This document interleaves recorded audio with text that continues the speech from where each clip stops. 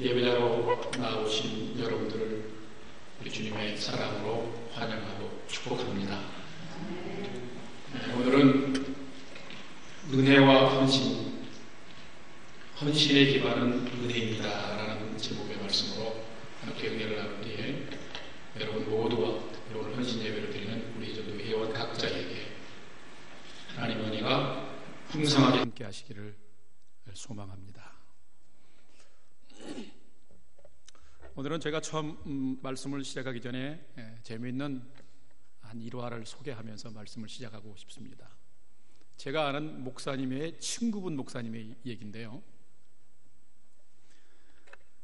이 목사님께서 지금은 목회자가 됐습니다마는 목회자로 부름받고 처음 신학교에서 신학교육을 받는 선지동산에서 신학생 시작을 했을 때 이제 갓 어떤 교회에 썬데이 스쿨 아동부 교회학교 담임 전도사로 부임을 하게 됐습니다.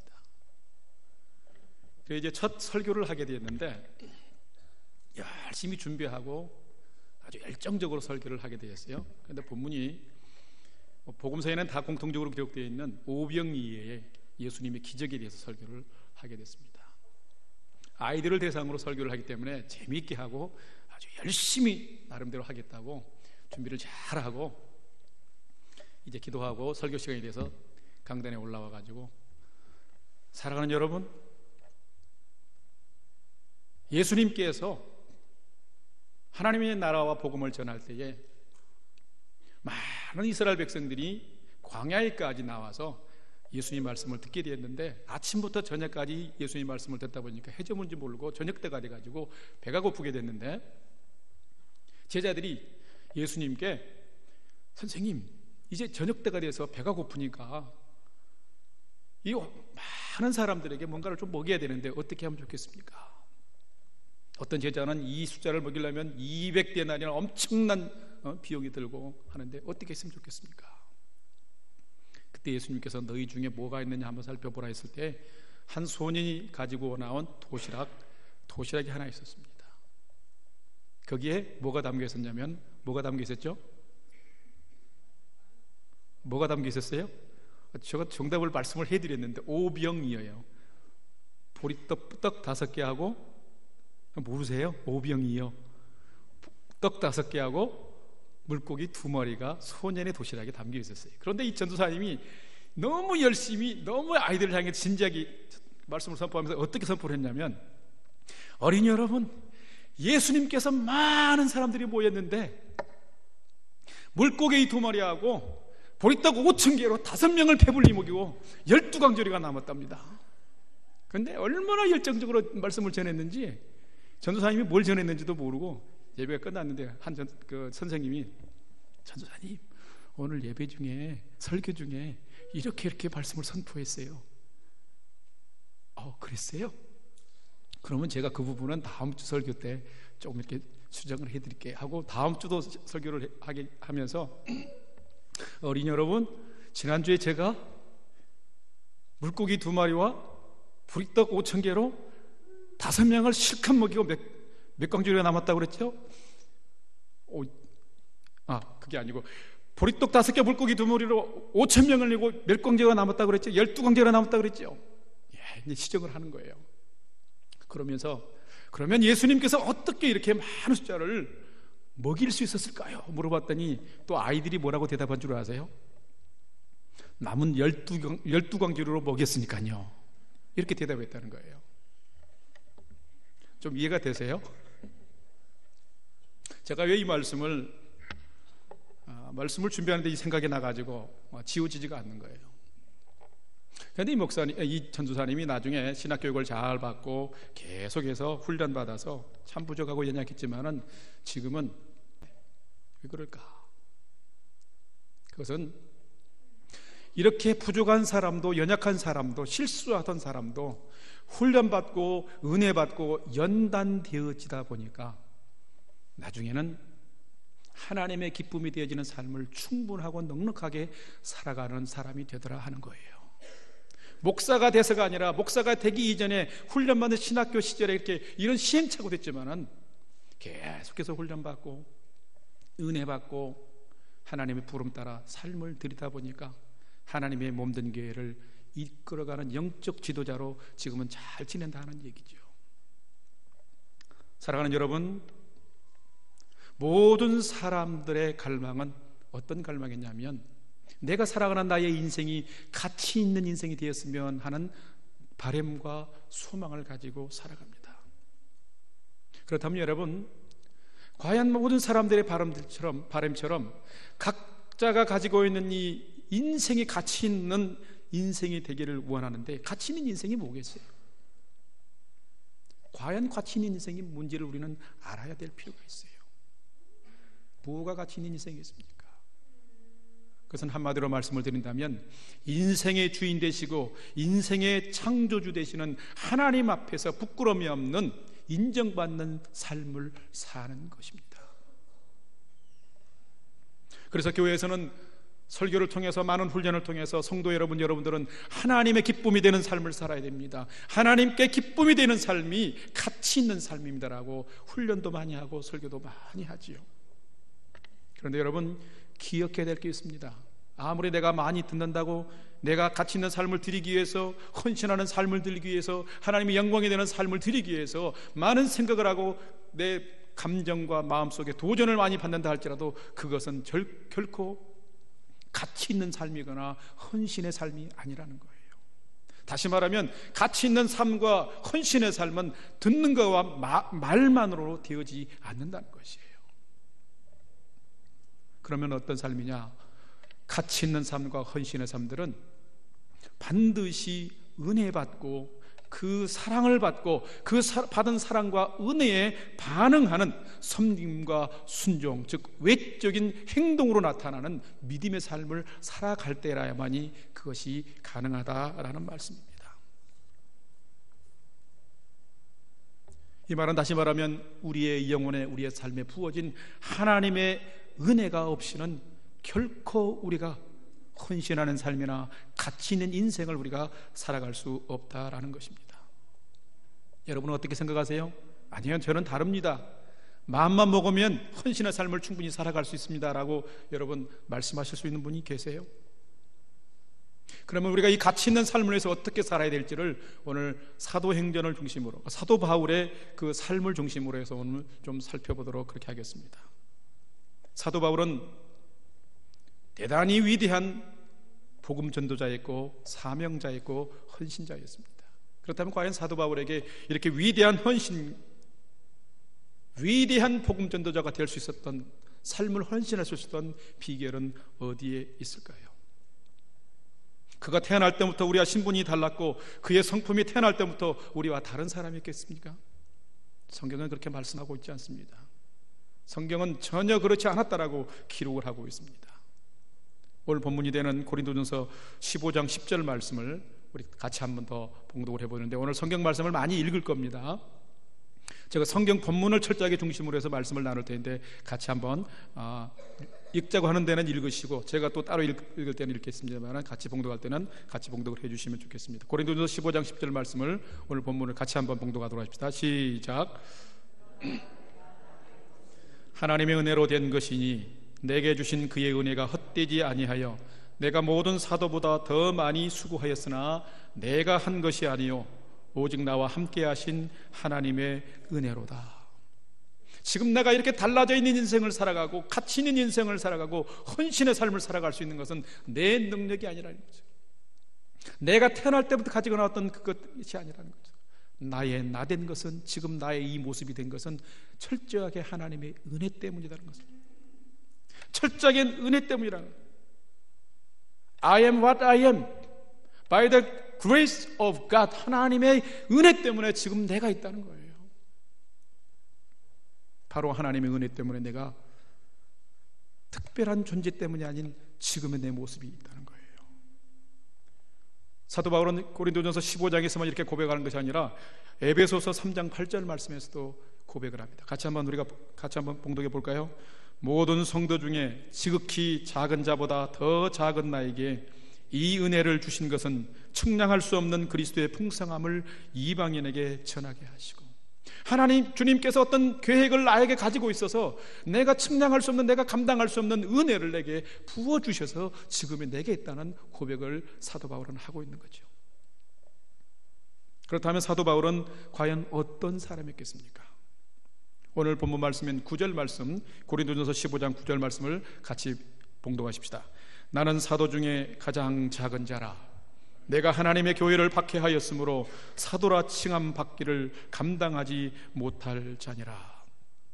영어로 보면 이렇게 고백합니다. I am least of the apostles. 나는 사도 중에 가장 작은 자이다. 왜냐하면 because I persecuted the church of God. 하나님의 교회를 내가 핍박하고 박해했기 때문이라고 그런 고백을 합니다. 평범한 성정의 사람이 아니라 하나님의 교회를 박해했던 사람이었다는 것을 우리들에게 자신을 지금 알려주고 있습니다. 그런가 하면 우리가 잘 아는 것처럼 디모데전서 1장 15절 말씀은 이렇게 고백합니다. 제가 봉독합니다. 밑보다 모든 사람이 받을 만한 이 말이여 그리스도 예수께서 죄인을 구원하시려고 세상에 임하셨도다 하였도다. 하지만 나는 죄인 중에 내가 괴순이라. NIV 성경에 뭐라고 그러냐면 I am the worst. 나는 가장 세상적으로 표현하면 나쁜 놈입니다, 이런 말이에요. 나는 가장 나쁜 놈입니다. 왜냐하면 하나님의 교회를 핍박했고 사람을 죽이는 자이기 때문입니다 라는 고백이에요. 왜 그랬을까요?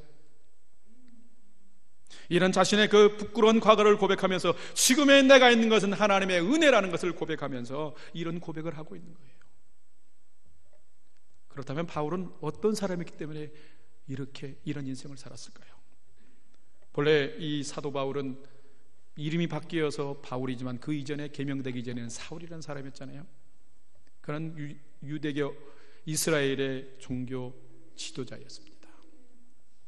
고린도후서 1장 11장 5절 말씀 보면 이렇게 그를 고백합니다. 나는 지극히 크다는 사도들보다 부족한 것이 조금도 없는 줄로 나는 안다. 이거는 예수 밖에 있을 때의 생각이에요. 내가 세상적으로 본다면 사도들보다 부족한 것이 하나도 없는 나다. 그러면서 그는 자기 자신을 세상적으로 표현하기를 어떻게 표현하냐면 빌립보서 3장 4절에서 6절 말씀을 같이 한번 우리가 봉독하도록 하십시다. 같이 봉독합니다.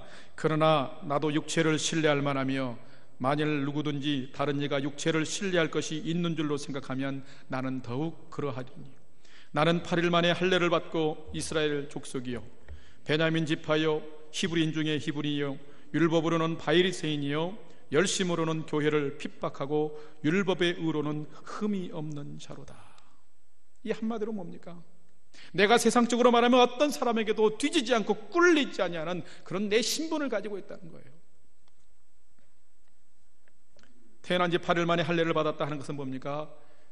아브라함 때부터 이 할례가 시작이 되었는데 나는 아브라함 이후에 언약 안에 있는 후손이라는 의미예요. 하나님의 선택을 받은 정통 이스라엘 민족의 족속이라는 거예요. 거기다 나는 베냐민 지파라는 것은 단일 이스라엘 민족 초대왕인 사울 왕족의 후예라는 거예요.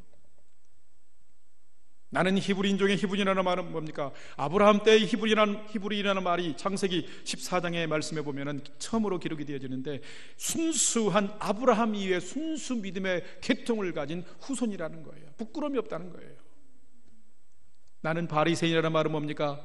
이스라엘의 3대 유명한 그런 당이 있었는데 뭡니까? 바리새인, 사두개인, 에세네파가 있었는데 그 중에 하나인 사회적으로 인정을 받고 공신력을 얻고 있는 바리새인 중에 하나라는 거예요. 이것은 뭡니까? 바리새인들은 특별히 모세의 오경의 율법을 엄숙하게 준수해서 레위의 어떤 정결, 레위 지파의 정결을 유지하고 있는, 그래서 사회적으로 존경받고 권위 있는 말을 할 수 있는 그런 사람이라는 거예요. 그래서 나는 모세 율법을 엄격히 준수해서 율법으로도 흠이 없는 사람이었다는 거예요. 사람 보기에는 내가 뒤질 것이 없다는 거예요. 근데 이 말은 뭡니까?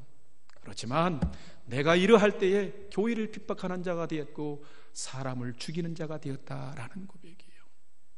그래서 그가 고백하기를 나의 나된 것은 지금 내가 주님을 위해서 내가 죽도록 복음을 전할 수 있고 내 생명을 아끼지 않은 사람으로 변화된 것은 내 능력 때문이 아니라 내 사회적인 지위와 신분 때문이 아니라 주님의 측량할 수 없는 은혜 때문이다 라는 것을 고백을 하고 있습니다.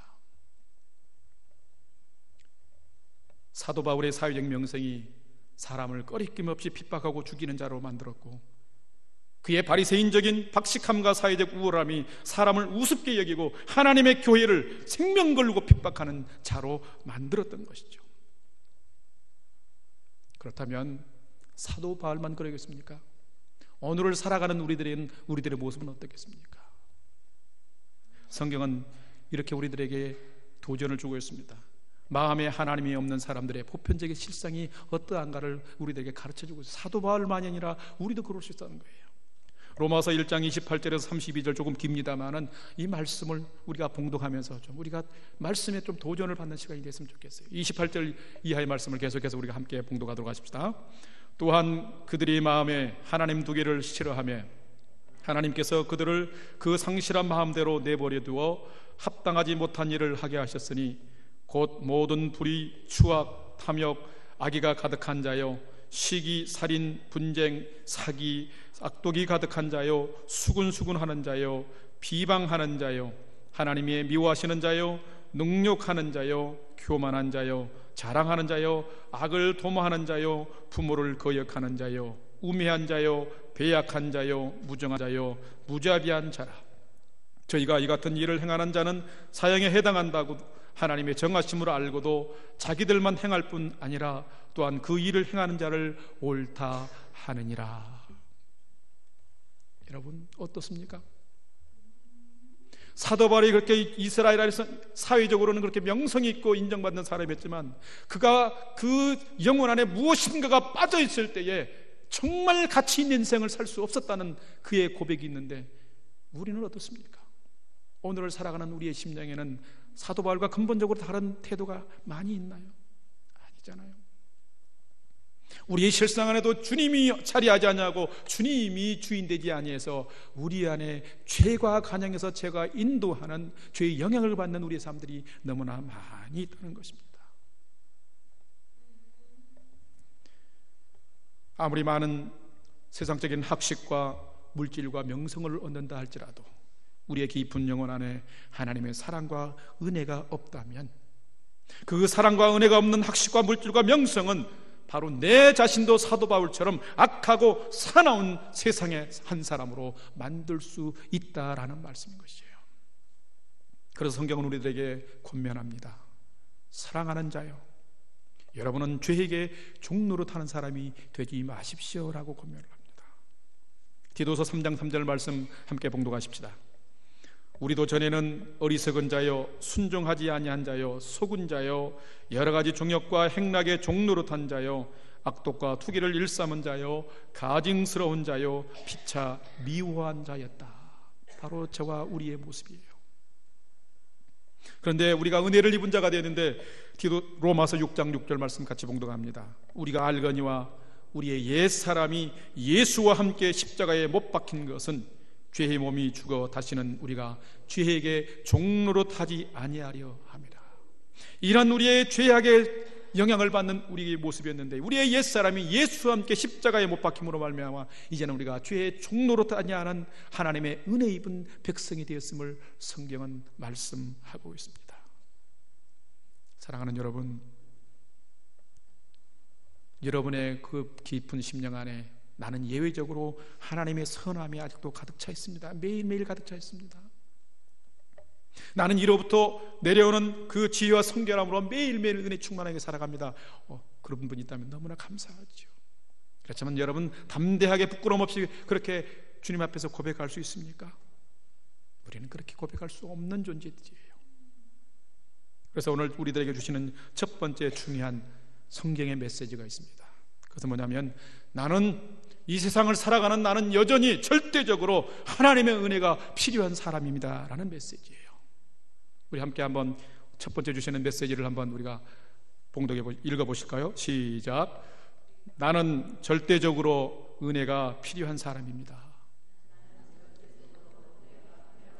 다시 한번 따라 하실까요? 나는 절대적으로 은혜가 필요한 사람입니다. 여러분 중에 은혜가 필요치 않는 사람이 어디 있습니까? 우리는 연약한 존재요, 죄의 영향을 받기 때문에, 죄 아래 우리가 눌림받은 사람들이었기 때문에 다 하나님의 은혜가 필요하고, 사도 바울처럼 은혜로만이 우리는 변화될 수 있는 것입니다. 그렇다면 이 하나님의 은혜는 어떻게 우리들에게 나타나느냐 이거죠. 사도 바울이 변화될 수 있었던 하나님의 은혜는 어떻게 경험되었느냐 이거죠. 오늘을 살아가는 우리들에게 부족한 것이 너무나 많은데 오늘 우리에게 필요한 하나님의 은혜는 어떻게 경험되었느냐? 그것은 반드시 우리를 먼저 찾아오신 주님, 우리 하나님 성령님을 만나야만이 우리의 은혜의 시작은 거기서부터 시작이 되어진다는 것이에요. 영이신 전능하신 하나님은 이 땅을 창조하시는 창조주로 이 땅에 오셨고, 우리를 사랑하시는 아버지 하나님은 이스라엘의 믿음의 조상으로 우상의 소굴에 있는 아브라함을 찾아오심으로 역사가 시작이 되었고, 죄인된 우리들 향해서는 영이신 거룩한 하나님의 본체이신 그분이 육신을 입고 이 땅에 오심으로 우리를 위해 십자가를 지심으로 먼저 찾아오셔서 역사는 시작이 됐고 은혜는 시작이 되었습니다. 오늘 살아가는 우리들에게 하나님의 은혜는 어떻게 시작이 될까요? 그것은 성령님 우리를 위로하시고 진리의 영으로 우리를 이끄시는 성령님이 우리의 영혼을 터치하는 먼저 찾아오신 성령님의 은혜의 역사 가운데 우리가 들어갈 때에 우리의 은혜의 삶은 시작이 되는 것이에요. 성경 어디를 보아도 우리가 먼저 찾아가서 주님을 만났다라는 그런 성경적인 기반은 없어요. 창세기부터 요한계시록 끝까지 보더라도 하나님이 먼저 우리를 찾아오셨고 우리를 지으셨고 죄 가운데 있는 우리를 품으셨고 우리 가운데 살 길을 내신 것을 우리에게 가르쳐 주고 있습니다. 항상 인생의 기회의 문, 은혜의 문, 인생의 소생의 문은 주님께서 우리를 먼저 찾아오심으로부터 시작이 되었습니다. 그래서 중요한 말씀 있지 않습니까? 요한복음 1장 12절 말씀 같이 한번 우리가 잘 아는 말씀이지만 봉독을 해보도록 하십시다. 영접하는 자 곧 그 이름을 믿는 자들에게는 하나님의 자녀가 되는 권세를 주셨으니. 여러분 얼마나 귀한 말씀입니까? 다시 한번 우리가 봉독하십시다.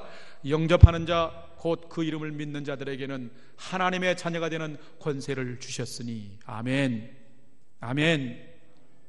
우리가 먼저 오신 그 주님 하나님 성령님을 우리가 인정하고 맞아들일 때, 영접할 때에 우리가 하나님의 자녀가 되는 권세를 주셨어요. 그뿐만 아니라 우리가 하나님의 자녀된 권세를 가지고 살아갈 때 우리의 죄악의 삶들을 이길 수 있는 능력을, 권세를 또한 우리들에게 부여하신다는 말씀이에요. 요한복음 4장의 말씀 보면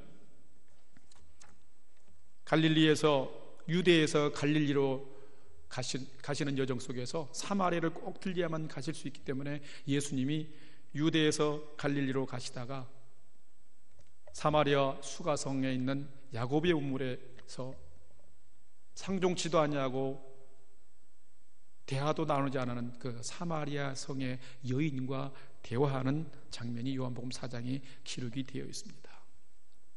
여기에 기록된 사마리아 여인은 우리가 잘 알다시피 인생의 아픔이 참 많은 여인이에요. 결혼을 5번이나 했는데 그것도 실패하고 지금에 있는 남편도 언제 또 헤어질지 모르는 인생의 큰 낙담과 염려 가운데 있는 여자였습니다. 내 인생이 어떻게 앞으로도 계속해서 꼬일지 몰라서 불안해하고 있는 그런 여인이었습니다. 누군가가 내 마음 알아주고 내 상처난 내 마음을 위로해 주기를 기대하는 마음, 말을 하지 못하지만은 끙끙 전전거리는 그런 여인이었습니다. 이런 여인에게 예수님은 비록 유대에서 갈릴리로 가는 여정에서 물을 먹기 위해서 그렇게 기록됐다고 그러지만 이 여인을 아신 주님께서 그곳에 먼저 찾아가신 것이에요. 이게 은혜라는 거죠. 4장 7절 말씀 보면 뭐라고 그랬습니까? 예수님께서 이 여인에게 먼저 다가가서 물 좀 달라고 그래요. 그러니까 그 다음 구절에 보면은 이 사마리아인이 뭐라고 했습니까? 선생님이요, 주여, Sir. 어떻게 당신은 유대인으로서, 사마리아인과 상종치 않은 유대인으로서 사마리아인 여인에게 물을 달라 하십니까? 그때 이 주님께서 뭐라고 말씀하냐면은 요한복음 4장 10절 말씀에 이렇게 말씀합니다. 예수께서 대답하여 이르시되 내가 만일 하나님의 선물과 또 내게 물을 달라 하는 네가 누구인 줄 알았다면 너는 내가 그에게 구하였을 것이고 그가 생수를 너에게 주었으리라. 이렇게 얘기합니다. 인생의 궁금증을 더합니다. 내 이렇게 영혼이 핍절하고 갈급해 있는데 누가 내게 생수를 줄 수 있단 말입니까? 당신은 물동이도 없고 이 우물은 이렇게 깊은데 어디서 그것을 줄 수 있습니까? 또 질문을 합니다. 그때 예수님께서 우리가 잘 아는 말씀, 요한복음 4장 13절 14절 말씀 우리 같이 한번 봉독하도록 하십시다. 예수께서 대답하여 이르시되 이 물을 마시는 자마다 다시 목마르려니와 내가 주는 물을 마시는 자는 영원히 목마르지 아니하니 내가 주는 물은 그 속에서 영생하도록 솟아나는 샘물이 되리라. 이 주님의 말씀을 들은 사마리아 여인은 이렇게 고백합니다. 여자가 이르되 주여 그런 물을 내게 주사 목마르지도 않고 여기 또 물길로 오지도 않게 하옵소서. 그때 주님께서 갑자기 주제를 바꿔서 갑자기 그러면 내 남편을 불러오라 합니다. 이 선생이 나에 대해서 아무것도 모르는 줄 알았는데 내 남편을 갑자기 불러오라 그럴 때 이 여인이 깜짝 놀라며 당황해서 나는 남편이 없습니다. 전에 남편이 5 있었지만은 지금 사는 남편도 내 남편이 아닙니다. 자신이 없어요. 자기 인생의 상처는 그 절망의 모습들 안에 치유되지 못한 거죠. 그럴 때 주님께서 무엇으로 인도하냐면 그 여인이 당신의 사람들은 이 예루살렘에서 예배를 하는데 이 말씀을 합니다. 그럴 때 주님께서 아니다.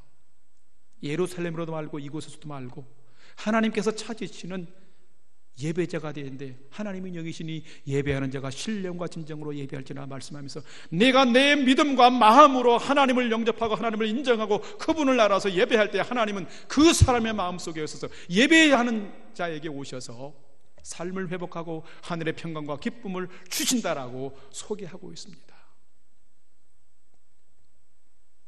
사랑하는 여러분, 이 예수님을 만난 이 여인은 자기의 부끄러운 과거를 한마디도 안 했지만 알고 계신 그리스도이신 주님을 거기서 확신하면서 어떻게 합니까? 결국에는 그런 물을 내게 주사 목마르지도 않고 여기에 물길로도 오지 않게 하옵소서 부탁했던 그가 주님이 이 그리스도이신 예수가 그런 분이라는 것을 확신하면서 그가 이 요한복음 4장 끝에 봐보면 어떻게 합니까? 자기가 물길로 왔던 물동이를 거기에 내버려두고 동네에 들어가서 자기가 자신이 행했던 부끄러운 과거도 다 아시면서도 이렇게 말씀하신 그분을 여러분이 와서 보십시오. 이분은 분명히 그리스도이실 것입니다 라고 오히려 복음을 전하는, 부끄러워서 낯을 피하는 자가 주님을 전하는 삶으로 변화된 것을 우리는 볼 수 있습니다. 이 사마리아인이 부끄러운 삶에서 주님을 전하는 삶으로 바뀐 것이 무엇입니까?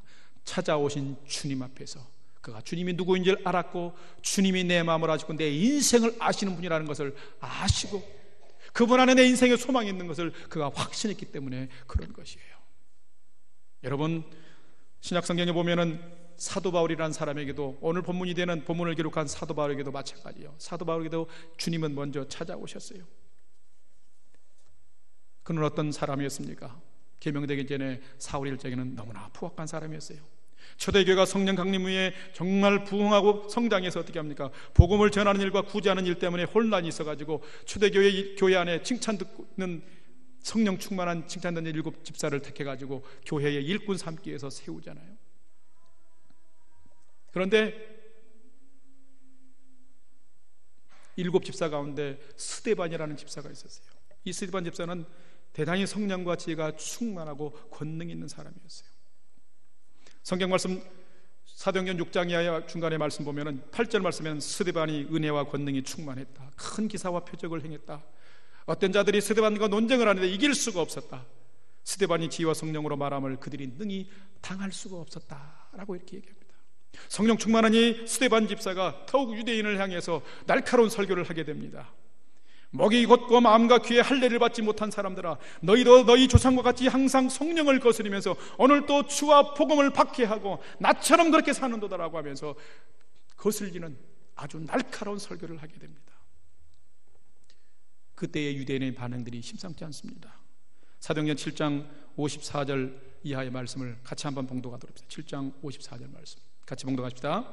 그들이 이 말을 듣고 마음에 찔려 저를 향하여 이를 갈거늘 56절 말하되 보라 하늘이 열리고 인자가 하나님 우편에 서신 것을 보노라 한데 57절 그들이 큰 소리를 지르며 귀를 막고 일심으로 그에게 달려들어 성 밖에 내치고 돌로 칠세 증인들이 옷을 벗어 사울이라 하는 청년의 발 앞에 두니라. 이게 무슨 말씀입니까? 사도 바울은 그가 복음을 전하기 하나님께 생명을 드리기 전에 어떤 사람이었습니까? 예수를 믿는 사람들을, 예수를 따르는 사람들을 죽이는 일을 계획하고 그 현장에 참여했다는 거죠. 스데반 집사의 순교를 눈앞에서 목도하는 삶을, 방관하는 삶을 산 그런 사람이었다는 거예요. 그뿐만 아니라 예루살렘 교회가 부흥할 때 그 교회가 부흥하지 못하도록 큰 핍박을 도모했던 주인공 중에 한 사람이었어요. 사도행전 8장 3절 말씀 같이 봉독하십시다.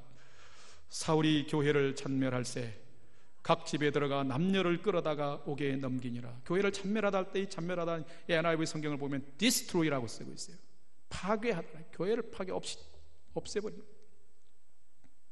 그런가 하면 사도행전 9장 1절 2절 말씀 보면 그가 어떤 사람이었는지를 계속 말해줍니다. 봉독하십시다. 사울이 주의 제자들을 대하여 여전히 위협과 살기가 등등하여 대제사장에게 가서 다메섹 여러 회당에 가져갈 공문을 청하니 이는 만일 그 도를 쫓는 사람을 만나면 남녀를 막론하고 결박하여 예루살렘으로 잡아오려 함이라. 계속해서 이렇게 위협과 살기가 등등해서 교회를 핍박하고 예수 믿는 자를 지금 핍박하는 거예요. 그래서 이웃 마을인 다메섹에 가서도 그 일을 행하기 위해서 지금 대제사장에게 공문 허가를 받고서 공문서를 받아 허락 공문서를 받고 지금 가고 있는 여정이에요. 그때에 이렇게 포악한 이 사도 바울도, 사울도 주님 하나님의 품속에 품으시고 만나주시는 역사가 성경에 기록이 됩니다. 역사적인 그 장면이 사도행전 9장 3절 4절 5절에 기록이 되는데 같이 한번 봉독하십시다. 사울이 길을 가다가 다메섹에 가까이 이르렀더니 호련히 하늘로부터 빛이 그를 둘러 비추는지라. 땅에 엎드려 들으며 소리 있어 이르되 사울아 사울아 내가 어찌하여 나를 핍박하느냐 하시거늘 대답하되 주여 누구시니까? 가라사대 나는 내가 핍박하는 예수라. 핍박하는 핍박을 받는 예수 부인 되어주고 거절하는 사도 바울에게 주님은 그를 파멸자로 오신 것이 아니라 따뜻한 사랑의 주님으로 오셔서 그를 부르시면서 만나시는 것을 봅니다. 그러면서 이 사도 바울의 기회의 문을 주십니다. 그 다메섹에 사는 아나니아라고 하는 아주 하나님을 경외하는 선지자에게 이 사도 사울을 붙여주면서 그를 향해서 하나님 주님께서 놀라운 계획을 가지고 있음을 가르쳐줍니다. 아나니아에게 주님께서 말씀합니다. 환상 중에 이런 사람이 어디에 있는데 네가 가서 만나서 그에게 이렇게 하라고 가르쳐주는 거죠. 왜냐하면 그는 내 이름을 이방인과 임금들과 이스라엘 자손들에게 전하기 위해서 내가 택한 그릇이기 때문이다 라고 확신을 줄 때 이 아나니아가 순종하고 가서 호련히 만난 그 빛으로 인해서 눈에 비늘이 끼어서 보지 못하는 신음하고 있는 이 사울을 만나게 됩니다. 그래서 주님의 명령대로 사도행전 9장 17절 18절 말씀 보면 이 아나니아가 이런 행동을 취합니다. 아나니아가 떠나 그 집에 들어가서 그에게 안수하여 이르되 형제 사울아 주 곧 내가 오는 길에서 나타났던 예수께서 나를 보내어 너로 다시 보게 하고 성령으로 충만하게 하신다 하니 즉시 사울의 눈에서 비늘 같은 것이 벗겨져 다시 보게 된지라. 일어나 세례를 받고 하는 기록을 합니다.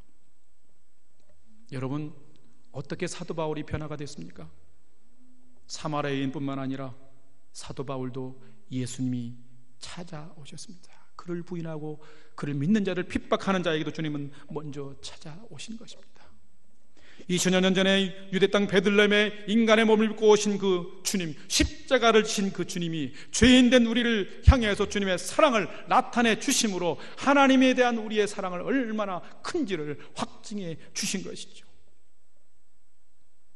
여러분 우리가 지금 사순절 주간을 살고 있습니다. 주님의 고난을 묵상하는 주간을 살고 있는데 이 사랑이 없이는, 십자가의 사랑이 없이는 사도 바울뿐만 아니라 저와 여러분도 변화될 수 없는 존재들인 것이에요. 하나님 앞에서 큰 죄인인 우리를, 연약한 우리를, 아직 원수된 우리를 십자가를 주시고 생명 주시기까지 사랑해 주셨습니다.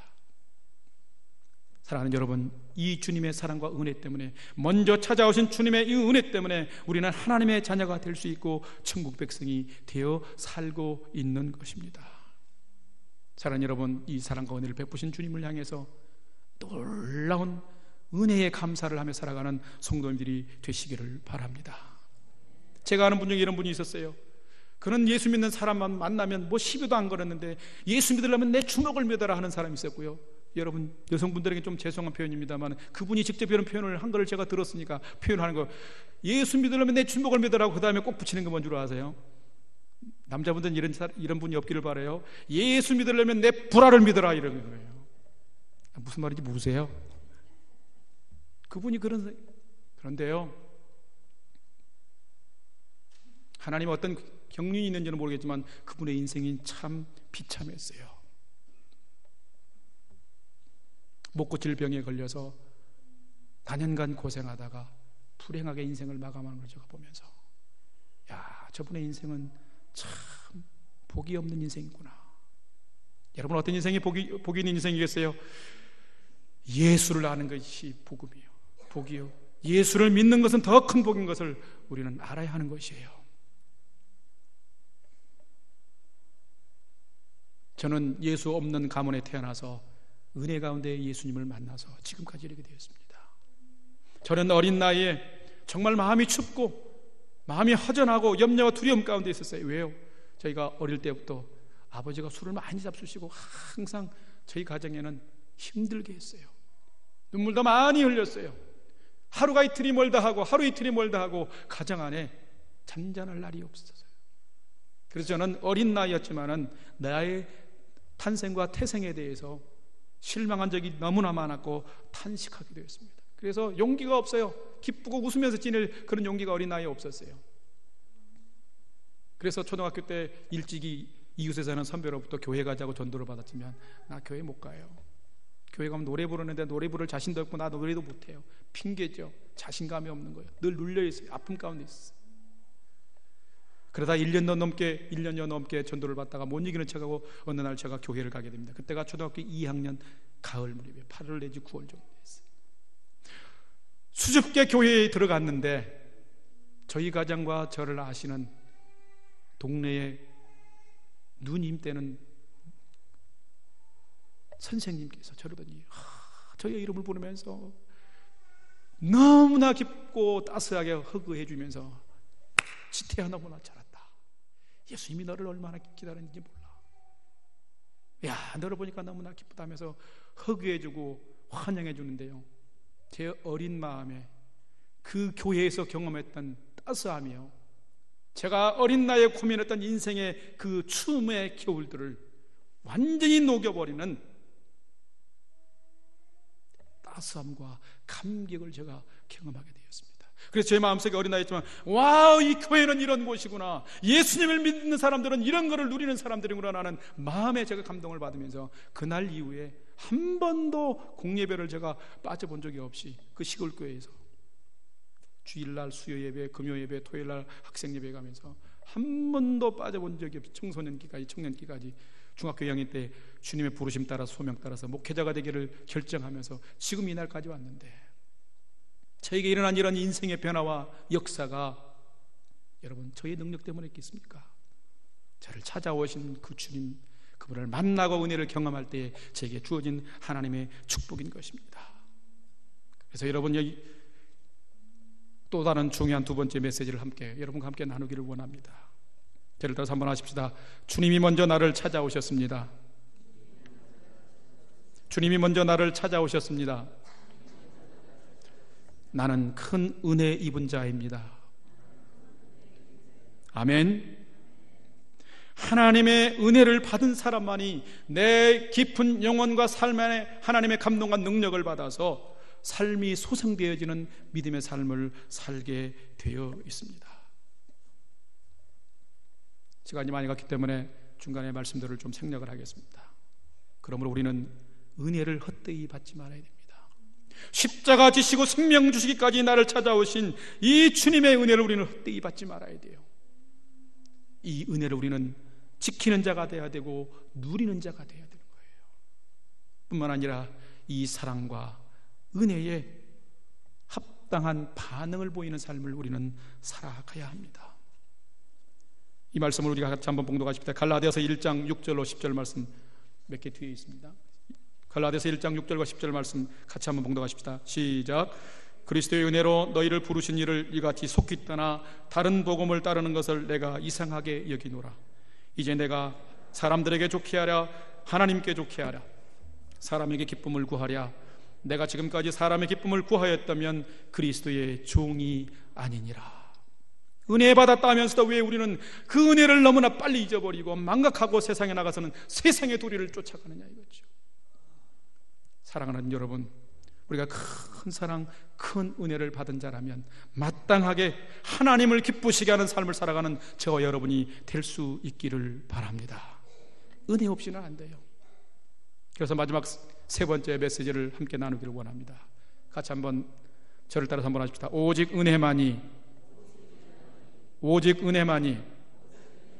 나를 진정한 헌신으로 이끕니다.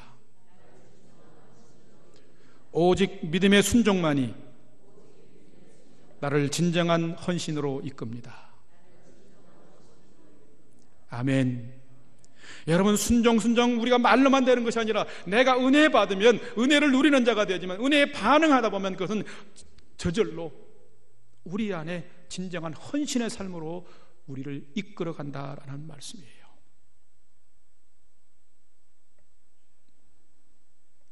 우리는 우리의 삶 속에 하나님의 사랑과 은혜가 기반이 되어야만이 놀라운 하나님의 기쁨을 위한 열정과 헌신의 삶을 우리가 살아갈 수 있습니다.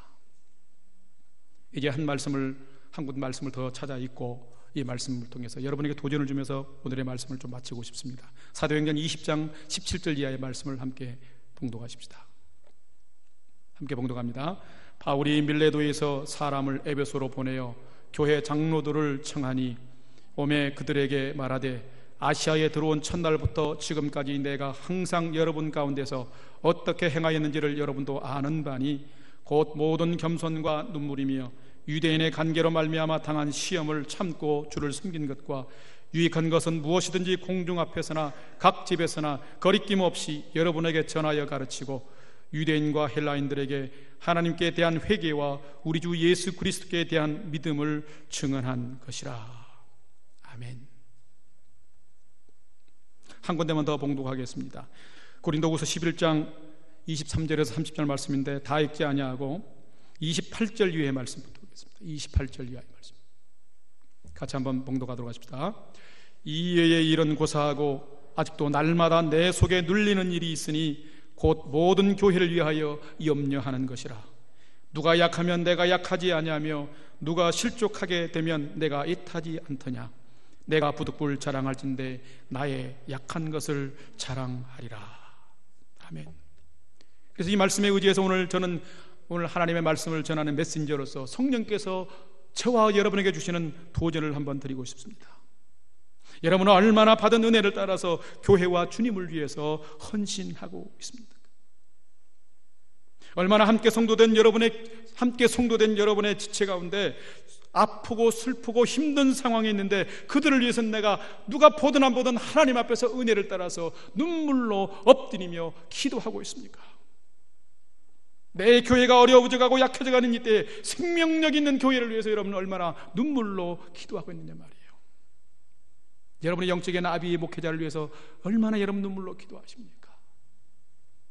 복음을 전하기 위해서 얼마나 가슴을 치면서 내 생명을 위해서 이 땅에 오신 주님의 사랑에 내가 100분의 1이라도 갚기 위해서 내가 최선의 삶을 살겠습니다 하는 그 감동과 자원함으로 여러분 기도하고 있습니까? 저를 말씀드려서 죄송합니다만 저는 여러분과 함께 6년을 지내다가 1년 한 3개월의 삶들을 떨어져 있지만은 그동안도 저는 여러분을 위해서 기도하고 있습니다. 새벽에도 기도하고 있습니다. 여러분의 교회가 약해지고 여러분의 교회가 힘들다 할 때는 저는 눈물로 기도하고 있습니다. 왜냐하면 저는 이곳에 선교사로 살아가면서 여러분과 함께 살아갔던 그 은혜와 사랑이 감사하기 때문에 감사합니다. 여러분이 하나님의 사랑과 은혜를 크게 받은 자라면 여러분의 삶 가운데서 눈물로 하나님의 기쁨과 주님의 몸된 교회를 위해서 기도할 줄 아는, 연약한 지체된 성도들을 위해서 기도할 줄 아는 우리 모두가 되기를 소망합니다. 이것이 여러분에게 드리는 오늘 최종의 도전의 메시지입니다. 은혜는 헌신의 씨앗입니다. 은혜는 헌신을 가져오는 기반입니다. 헌신은 수백 번 수천 번 얘기를 하지만 은혜 없이는 결코 할 수 없고 감당할 수 없는 것이 헌신입니다. 그러므로 여러분, 하나님의 은혜가 떠나지 않게 하십시오. 하나님의 은혜가 여러분의 삶을 이끌어 가도록 하십시오. 은혜 없는 헌신은 기쁨이 없는 노동일 뿐이며, 은혜 없는 헌신은 감사 없는 수고일 뿐입니다. 헌신 없는 은혜는 주님의 십자가의 사랑을 가치없게 만드는 어리석은 미련함입니다. 헌신 없는 은혜는 나로 하여금 말만 하고 입술로 속이는 거짓말하는 성도로 만들어갑니다. 헌신 없는 은혜는 생명 주신 그 주님의 십자가를 우습게 만드는 꼴이 됩니다. 사랑하는 우리 목양교회 성도 여러분, 오늘 헌신을 다짐하는 여전도의 성도 여러분, 여러분이 가치 있는 인생을 살기를 원하십니까? 가장 가치 있는 인생은 주님을 기쁘시게 하고 주님 앞에 칭찬 듣는 인생입니다. 사도 바울이 모든 자신의 세상에 속한 모든 유리한 것들, 자랑할 것들을 다 버려두고 오직 주와 주 예수의 복음만을 위해서 생명을 아끼지 않고 일생을 달려간 것처럼, 여러분이 은혜에 기반 두고 사랑에 기반하여 여러분의 삶을 주님께 기쁘게 드린다면, 여러분이 섬기는 이 목양교회가 생동감이 넘치는 교회가 되어질 줄로 믿습니다. 이 교회가 다시금 소생해서 이 쏘리뿐만 아니라 밴쿠버지역에 하나님의 복음을 전하는 아름다운 교회가 되어질 줄로 믿습니다. 믿음의 사람들처럼 세상에 감당할 수 없는 믿음의 삶을 여러분 각자가 살아가게 될 줄로 믿습니다. 이런 복된 삶들이 은혜를 기반으로 하는 헌신의 삶을 통해서 여러분 가운데 함께 있어지기를 주님의 이름으로 축원합니다. 우리 이 시간 함께 한번 기도하기 전에 찬송을 하고 좀 기도하는 시간을 갖도록 하겠습니다. 아, 하나님의 은혜로 있을 데 없는 자 왜 구속하여 주는지 난 알 수 없도다. 가사를 좀 생각하시면서 믿음으로 찬양했으면 좋겠습니다. 아, 하나님의 은혜로, 아, 하나님의 은혜로 있을 데 없는 자 왜 구속하여 주는지 난 알 수 없도다.